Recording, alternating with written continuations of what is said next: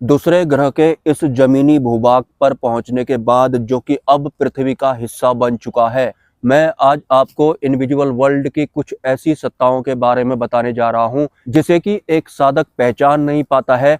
हालांकि वो उसे ध्यान में या फिर स्वप्न में दिखाई जरूर पड़ती हैं। कुछ सिर्फ ब्लैक शेड में होती हैं, काले धुएं जैसी वो होती हैं। दो चमकीली आंखें जरूर उनकी होती हैं, लेकिन पैर की जगह में उनकी पूंछ जैसी होती है, मतलब दो पैर उनके नहीं होते हैं। और इस तरह की जो सूक्ष्म सत्ताएं होती हैं वो पृथ्वी तत्व में नहीं ठहर सकती हैं, मतलब वो पृथ्वी तत्व से 2 फुट ऊपर ही चल सकती हैं। हालांकि आज भी मेरी तबीयत ठीक नहीं है, I am still in fever. मैं फिर भी कोशिश करूंगा कि ये चर्चा एक सही दिशा में जाए, लेकिन इससे पहले मैं आपको एक और रहस्य या फिर एक और वास्तविक सत्य बता देता हूं कि जब से इस ब्रह्मांड की शुरुआत हुई है, तब से लेके आज तक जितने भी साधु संत ऋषि मुनि रहे हैं, भले ही वो कितने भी उच्च स्तर के ऋषि मुनि या फिर साधु संत ही क्यों ना रहे हों, उनमें से एक की भी साधना आज तक वास्तविक परमात्मा तक पहुंची ही नहीं है। और अगर हमारे इस ब्रह्मांड में सबसे ज्यादा करीब कोई हमारे होता है, तो वो वही वाला वास्तविक परमात्मा होता है, जिसके सामने भगवान श्री कृष्ण या फिर त्रिदेव भी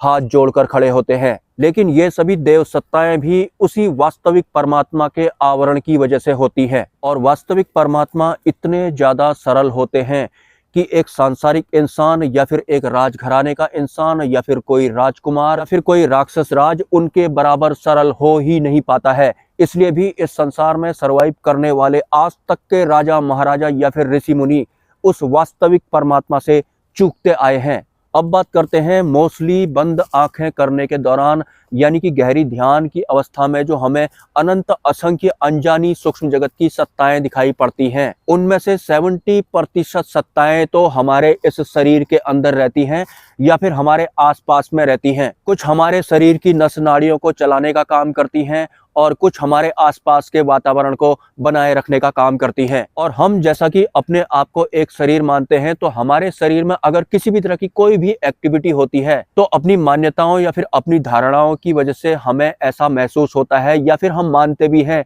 कि मेरे साथ ऐसा हो रहा है, मतलब मुझे दुख हो रहा है, मुझे सुख हो रहा है, या फिर मुझे दर्द हो रहा है, या फिर मुझे भय लग रहा है। लेकिन एक एक विषय जो मैंने अभी बोला है, या फिर जो विषय मैंने बोले ही नहीं है, उन सभी विषयों को भी सूक्ष्म जगत की अनंत असंख्य सत्ताएं ऑपरेट कर रही होती हैं, उन्हें चला रही होती हैं। लेकिन एक सांसारिक अपने शरीर को सच मानता है, तो उसे ऐसा लगता है कि मैं खाना खा रहा हूं, इस वजह से ही तो मेरी बॉडी बनी है। जबकि एक आम इंसान को या फिर सांसारिक को या फिर साधक को भूख लगवाने से लेकर उसको टॉयलेट करवाने तक का काम सूक्ष्म जगत की अनंत असंख्य सत्ताओं द्वारा किया जाता है। और जब एक इंसान अंतरिम यात्रा करने लगता है, तो उसे अंतरिम यात्रा के दौरान तरह तरह की सत्ताएं दिखाई पड़ती हैं, जिन्हें कि वो पहचान ही नहीं पाता है और ना ही उसे उसकी भाषाएं समझ में आती हैं। जैसा कि मैंने बताया कि 70% जो शक्तियां होती हैं वो तो हमारे शरीर में या फिर हमारे चारों तरफ होती हैं, और हमारे शरीर के अंदर होती हैं का मतलब ऐसा नहीं है कि वो बहुत छोटी होंगी। वो हमारे शरीर के भीतर भी सूक्ष्म अवस्था में सर्वाइव कर रही होती हैं और हमारे आसपास भी सूक्ष्म अवस्था में ही सर्वाइव कर रही होती हैं। उनका हुलिया अगर आपको मैं थोड़ा बहुत बताऊं, तो काले धुएं जैसी वो होती हैं। आंखें और 2 हाथ भी उनके होते हैं,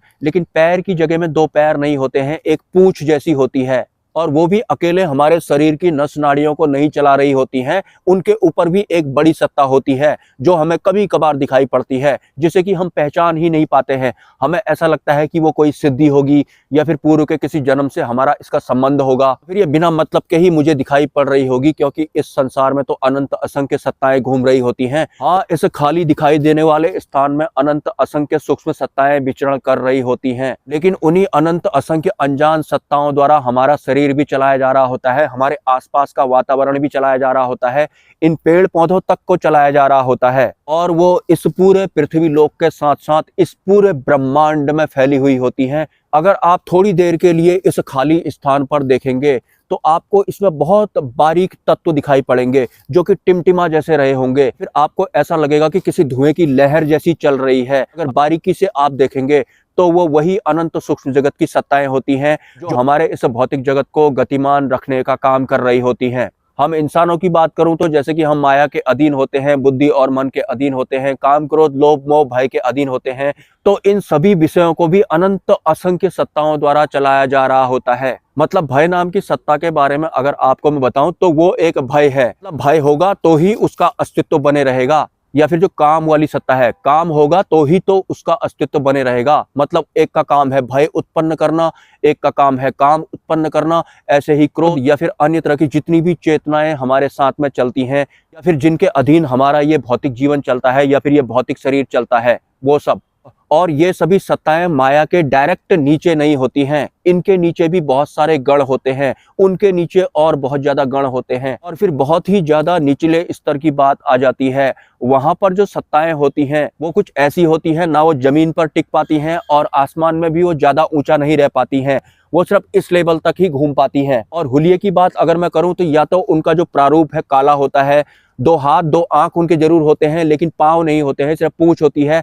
कलर उनका कुछ और भी हो सकता है, रेड भी कलर उनका हो सकता है।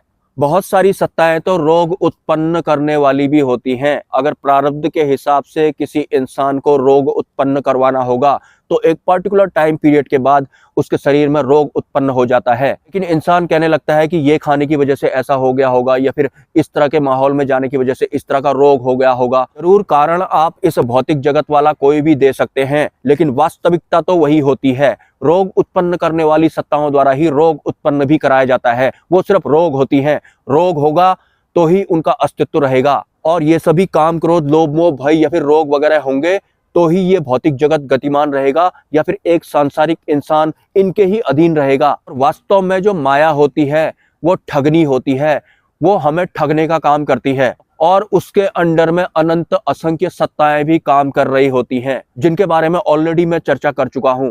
माया किसी भी कीमत पर हमको ब्रह्म से मिलने नहीं देती है। मतलब हमें ध्यान वो नहीं करने देगी, अंतर ध्यान वो हमें नहीं करने देगी। हमें भ्रमित करने का काम भी उनकी सत्ताएं कर रही होती हैं, हमें डराने का काम भी उनकी सत्ताओं द्वारा किया जा रहा होता है। और तो और आप सहजता पूर्वक साधना कर रहे होंगे तो विचारों द्वारा भी आपको पूरा का पूरा प्रभावित करने का काम माया की सत्ताओं द्वारा किया जाता है। बात अब ये आती है कि इतनी सारी सत्ताओं के बाद हमारे इस भौतिक जीवन को या फिर इस संसार को अगर चलाया जा रहा है तो फिर हम ब्रह्म से कैसे मिल सकते हैं। सिंपली हमारी परमात्मा में दृढ़ आसक्ति होनी चाहिए। मतलब इस माया या फिर इस अनंत ब्रह्मांड के अलावा एक अलग व्यवस्था भी है जिसे परमात्मा का आवरण कहा जाता है। वास्तविक परमात्मा की बात मैं कर रहा हूँ और इसमें हमारे सहायक का काम करते हैं अक्षर ब्रह्म, ब्रह्म पुरुष, सदगुरु या फिर सतपुरुष या फिर उनके सत्संग या फिर उनके प्रवचन। इन सबके साथ जुड़े रहने से या फिर इनके सानिध्य में होने की वजह से हमारी निराकार परमात्मा में दृढ़ आसक्ति बनी रहती है। जो माया होती है, जो ठगनी होती है, इनमें से किसी को भी छू नहीं सकती है क्योंकि ये सभी माया अतीत होते हैं। तो फिर से रात होने वाली है। पिछले 3 दिन से मैं फीवर के साथ में ही वीडियो बना रहा हूँ। मिलते हैं नेक्स्ट वीडियो में। नमस्कार।